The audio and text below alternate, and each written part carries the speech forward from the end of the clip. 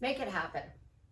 You are consciously creating your life and you need to get something to come into your reality. You got to manifest on a time crunch. You need this specific thing done by a certain date. Make it happen. Make it happen becomes your best friend when you are manifesting on a time crunch. Now, number one, you know I hate the word manifesting. Number two, I have the opportunity to do multiple videos. Little man is still asleep, so we're taking advantage of it for you.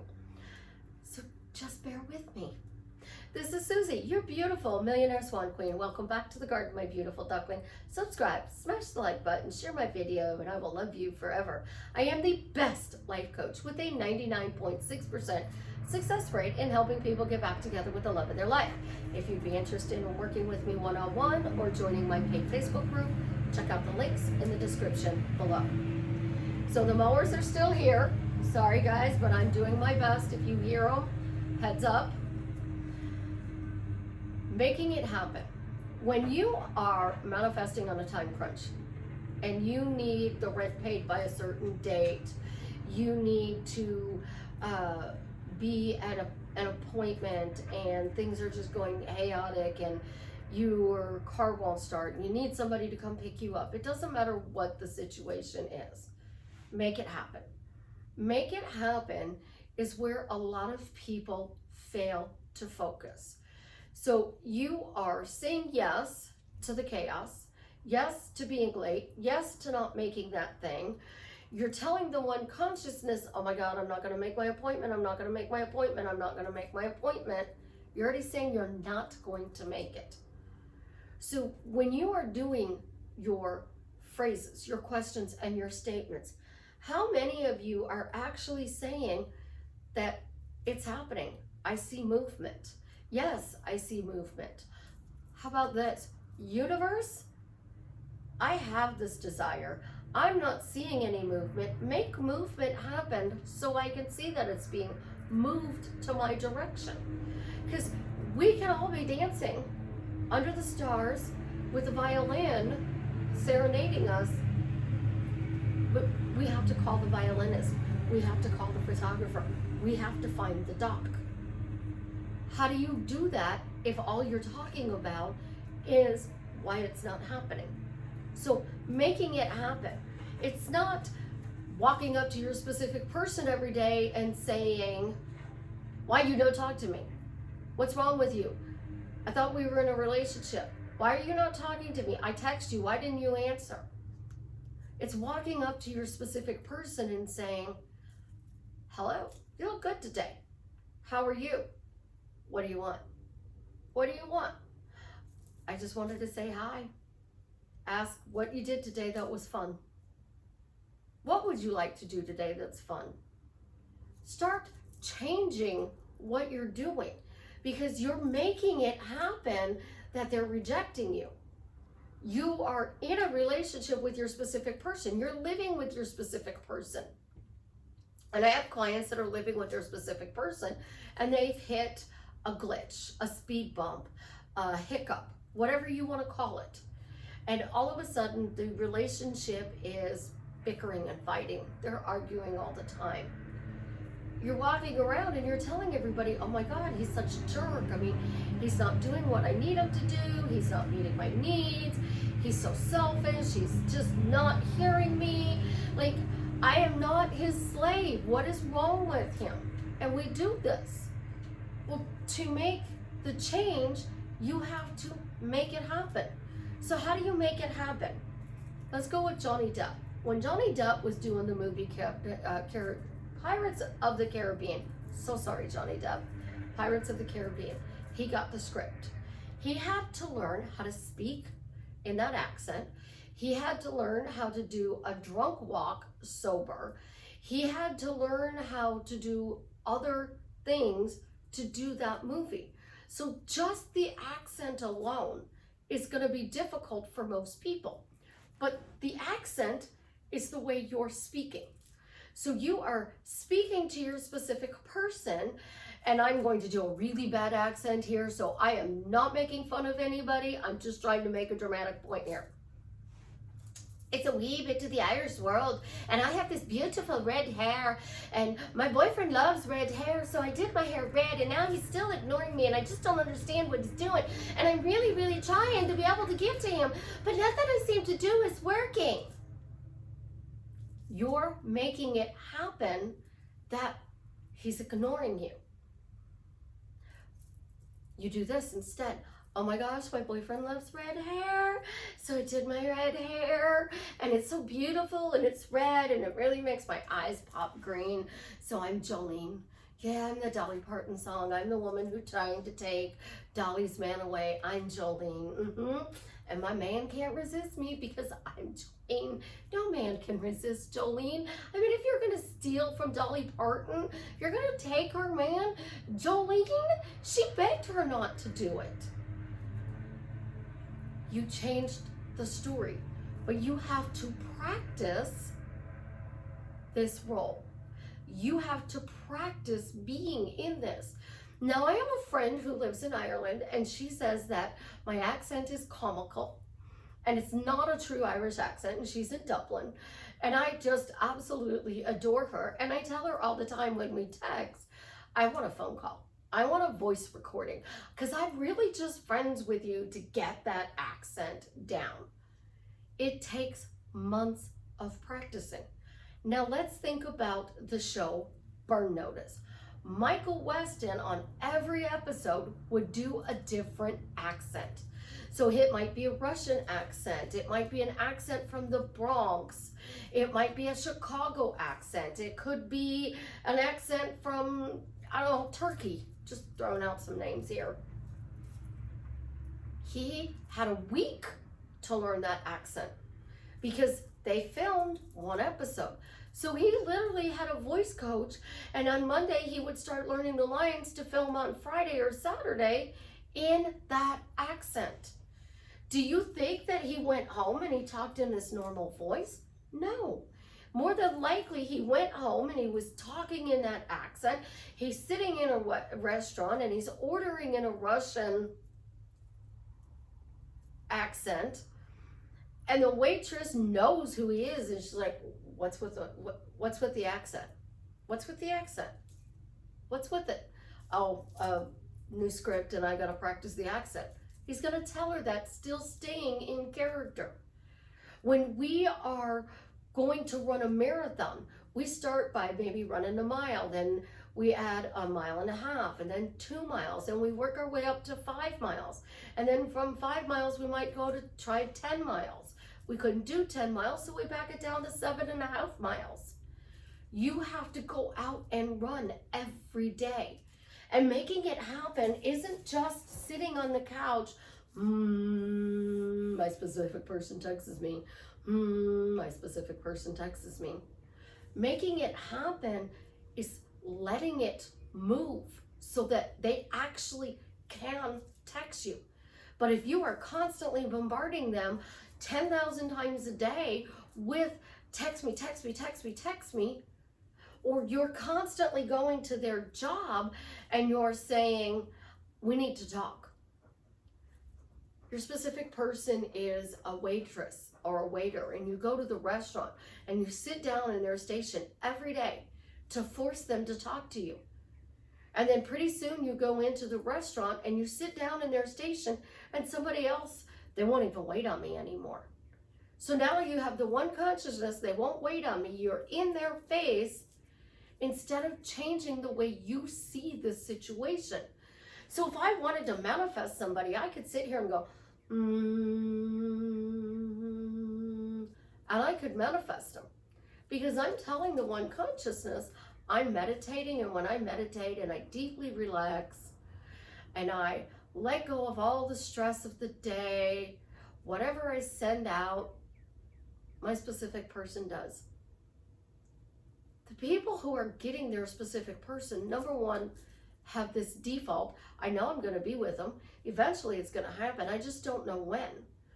The people who don't know that they're going to be with their specific person and they're like, oh my gosh, it's not working. I don't know what to do. I don't know what to say. What am I supposed to do? I'm doing everything, but it's not working.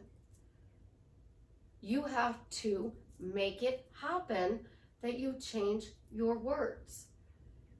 So you're manifesting and you need the rent money. And you're walking around and you're like, I need the money for the rent. I need the money for the rent. I need the money for the rent. They're hearing you need money, need money, need money, need money. And then you're like, but it's not showing up, but it's not showing up. Instead, you could literally say, I need the money for the rent by the 15th. The money shows up by the 15th. The money shows up by the 15th. I don't know how, but the money's going to show up by the 15th.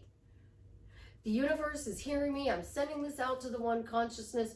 Whoever this is supposed to land with, thank you for sending me the rent money so I can pay my rent. It is so, so appreciative.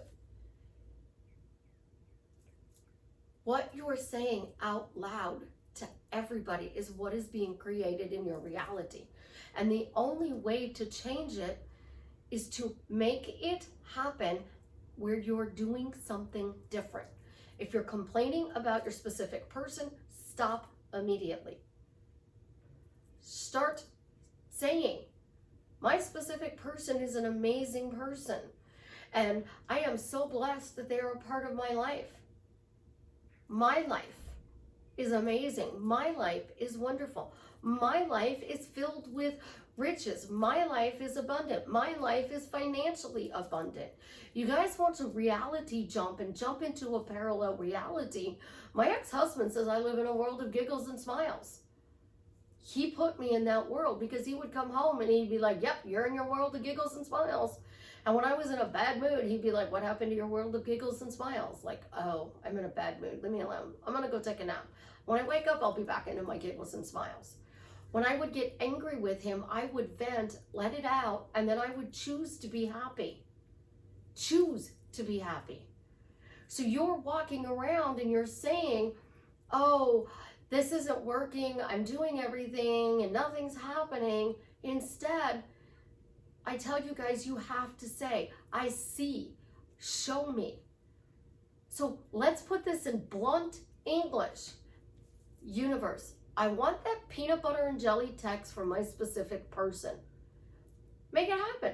Universe, you can make it happen that my SP texts me peanut butter and jelly.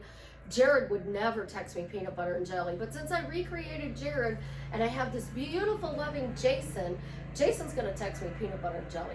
I just know it. So universe, thank you for sending me that text that says peanut butter and jelly from Jason.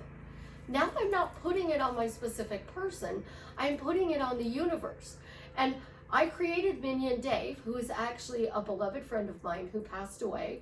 There's actually a character named Minion Dave in the Little Minions.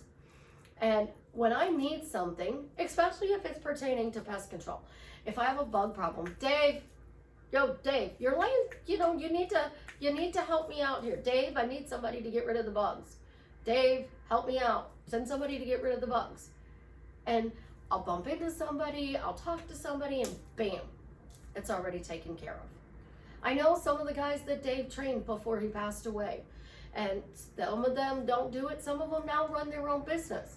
So I'd be like thinking about this, and all of a sudden, little man might get a hold of my phone, and he gets a hold of my phone, opens it up, and one of the guys that he trained, bam, it's to his phone number, and I'm like, oh, I forgot about him.